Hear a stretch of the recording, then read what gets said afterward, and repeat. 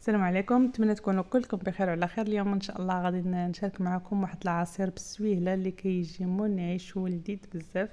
فنتمنى تتابعوا الفيديو حتى الاخير باش تشوفوا المقادير وطريقه التحضير. فرجه ممتعه. بسم الله.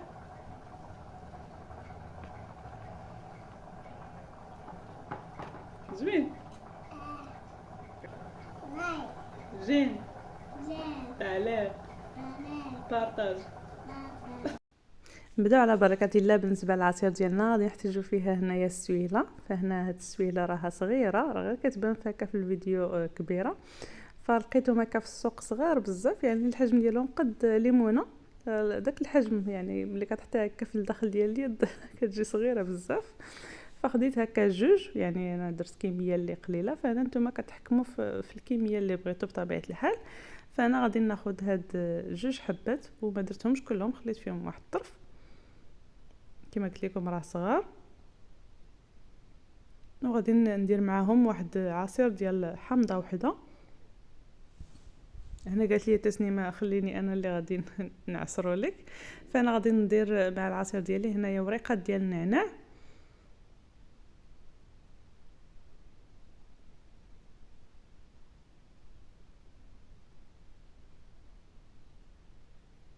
غادي نضيف داك عصير ديال الحامضه وحده، وغادي نضيف معاهم بالنسبه للوريقات ديال النعناع كديروا نتوما على حسب الكميه اللي بغيتو. وهنا غادي نضيفوا السكر. فهنا في الاول يعني درنا 2 معالق ديال السكر، فالسكر كيبقى اختياري على حسب الذوق.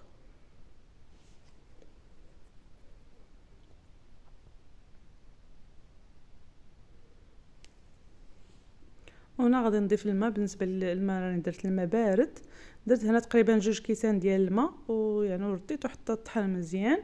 وهنا نتوما كتحكموا في الخطوريه ديال العصير، بغيتو يجيكم خاطر ولا يكون هكا خفيف.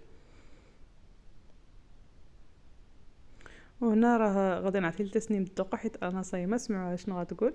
دوقي دوقي دوقي عجبني. بسم الله. زوين. يسموه يخصل السكر.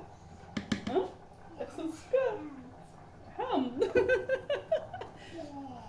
يا اي اي.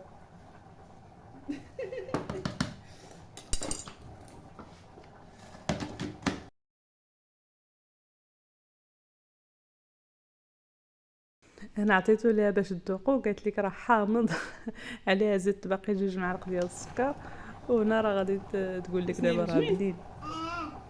زوين بزاف.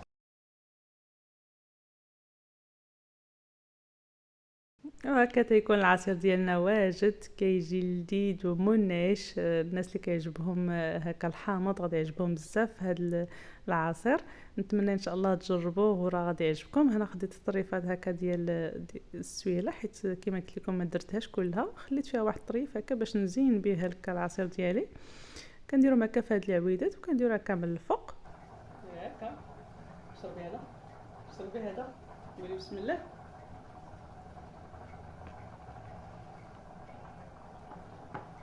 زوين.